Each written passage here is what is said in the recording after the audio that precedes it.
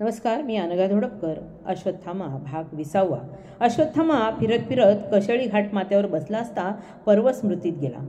अर्जुन, द्रौपदी व अश्वत्थामा गप्पा सुरू असताना द्रौपदीनं त्याला विवाहाबद्दल विचारलं. तो म्हणाला, ब्रह्मचर्य वचनाची व व्रताची दीक्षा धौम्य ऋषींकडून मिळाल्यानं मोडणं शक्य नाही. पण कृष्णे, कधीतरी ब्रह्मचर्य व्रत मोडून लग्न करावंसे वाटले तर फक्त तुझ्या इच्छेसाठी जरूर लग्न करीन, हे वचन आहे तुला. इंद्रप्रस्थाचं वैभव दुर्योधनादींच्या डोळ्यात खूपच होतं. शकुनी मामा आणि दुर्योधनाने कट कारस्थान करून धृतराष्ट्राला आपल्या बाजूनं वळवून विदुराद्वारे युधिष्ठिरांना द्यूत खेळण्यासाठी आमंत्रित केलं. अश्वत्थामा अतिशय अस्वस्थ झाला, पण त्याचं कोणी ऐकलंच नाही. द्रौपदीनं शुभ्रकोपी अश्वत्थाम्याकडून वचन घेतलं की द्यूतामध्ये कोणताही अधर्म होवो, नीच नराधम कलंकित कृत्य झाले तरी फक्त शांतपणे पाहायचे. द्यूतानंतर होणाऱ्या महाविनाश मात्र नियतीने ठरवला. व्यापार युगाचा शेवट जवळ आला होता. दुसऱ्या दिवशी द्यूत खेळण्यास आरंभ झाला. शकुनीनं कपटी फासे टाकून युधिष्ठिराला देशोधडीला लावलं.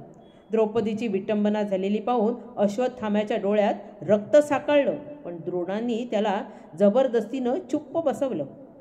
कृष्णानं तिची लाज राखली.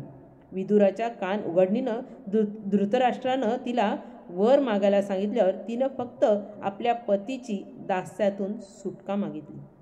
थोडी उपरती झाल्याने धृतराष्ट्रानं त्यांचं राज्य परत केलं. द्रौपदीसह पांडव इंद्रप्रस्थाकडे रवाना झाले. अर्ध्या रस्त्यातच युधिष्ठिराला पुन्हा द्यूत खेळण्यासाठी विकर्णाकरवी आमंत्रित केलं. यावेळी द्यूतात जो हरेल त्यानं 12 वर्षे वनवास व 1 वर्ष अज्ञातवास भोगावा, या अटीवर द्यूताचा प्रारंभ झाला.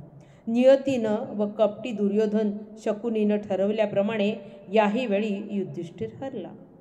वनवास भोगण्यास कुंतीला विदुराकडे ठेवून द्रौपदीसह पांडव वामक्या वनाकडे निघाले.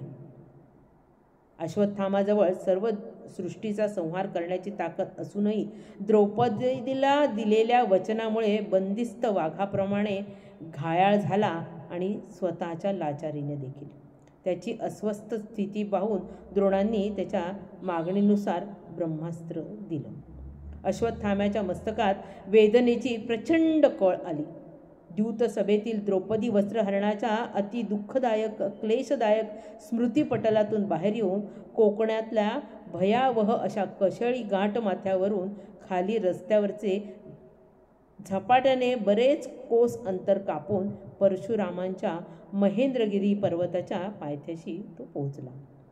परशुरामांचा मूळ कुळ महेंद्र पर्वत सध्याच्या ओडिशी राज्यात गजपती जिल्ह्यात मलया आणि माल्यवान यांच्या रांगेत उभा आहे.